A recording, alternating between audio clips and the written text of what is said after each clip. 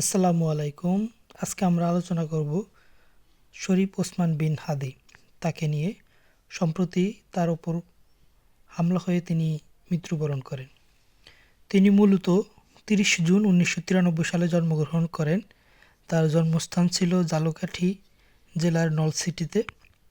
তার পিতার নাম হলো মাওলানা আব্দুল হাদি। তার নাম মূলত শরীফ ওসমান। বিন আরবিতে ব্যবহৃত হয় পিতার নাম যুক্ত করার ক্ষেত্রে। শরীফ ওসমান বিন হাদি, হাদি মূলত তার পিতার নাম। তার পিতার নাম মূলত মাওলানা আব্দুল হাদি, কিন্তু তিনি বর্তমানে হাদি নামে অধিক পরিচিত হয়ে গেছেন।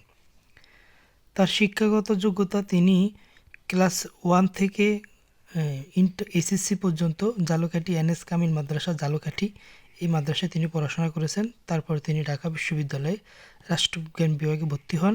সেখান থেকে তিনি অনার্স এবং মাস্টার্স কমপ্লিট করেন।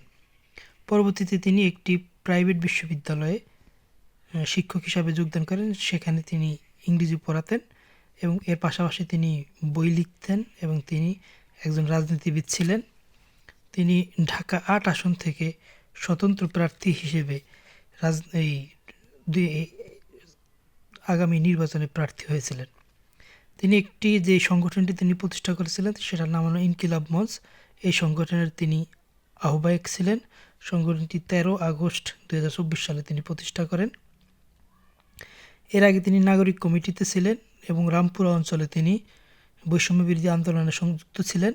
কিন্তু পরবর্তীতে তিনি এই ১৩ আগস্ট ২০২৪ একটি কালচারাল বিপ্লব করার জন্য তিনি ইনকিলাব মঞ্চ প্রতিষ্ঠা করেন।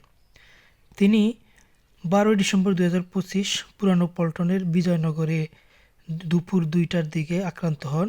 তাকে একটি মোটরসাইকেল থেকে গুলিবর্ষণ করা হয়। পরবর্তীতে তিনি ১৮ ডিসেম্বর ২০২৫ সালে সিঙ্গাপুর জেনারেল হসপিটালে মৃত্যুবরণ করেন। তার মৃত্যুকে স্মরণে রাষ্ট্রীয় শোক ঘোষণা করা হয় ২০ ডিসেম্বর ২০২৫। আর এই আজকে ২০ ডিসেম্বর ২০২৫ সালে দুপুর ২টায় মানিক মিয়া অভিনীত তার জানাজা অনুষ্ঠিত হবে। এই ছিল ওসমান হাদি সম্পর্কে বিস্তারিত। সকলকে ধন্যবাদ সাথে থাকার জন্য।